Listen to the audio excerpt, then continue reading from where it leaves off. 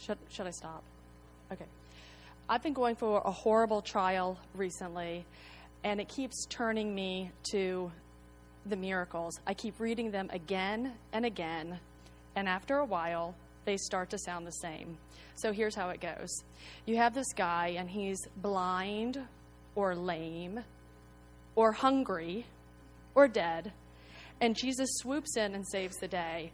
But there's this one miracle, at least how it's written in the book of John, that I wonder if Jesus wants me to read it like a miracle or more like a manual, like a self-help guide. And so I'd love to look at it with you and see what you think about it. In the book of John, chapter 5, Jesus and his disciples come into Jerusalem, and there's this pool where tons of people have gotten healed. So tons of people are waiting around to get healed. And Jesus notices this guy who's been sick for 38 years. And he says, "Do you want to get well?" "Sir," the sick man answered, "every time the water stirred, someone swoops in front of me." And Jesus says, "Get up, pick up your mat, and walk."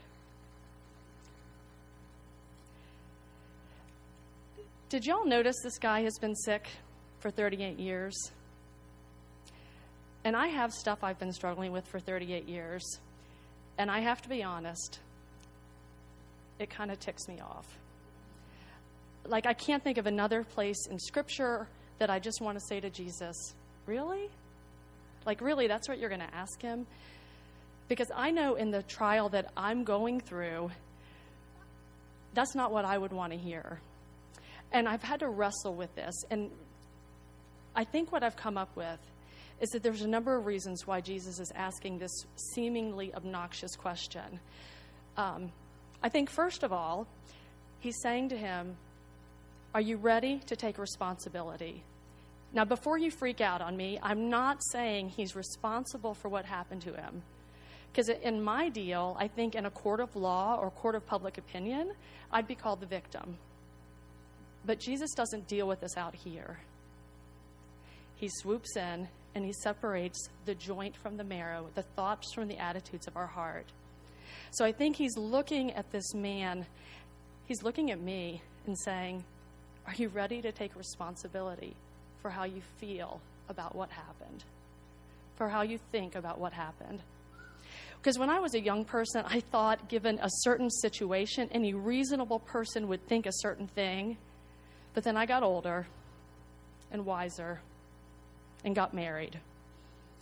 I remember a time when I had small children playing on the floor and a baby swinging in the swing, and we were packing to go on a trip. I had the kitchen counters covered with stuff, and I needed to get a plastic laundry basket to pack things in. So I went in the other room, got the laundry basket, and set it down in the only clean place in the kitchen, the stovetop.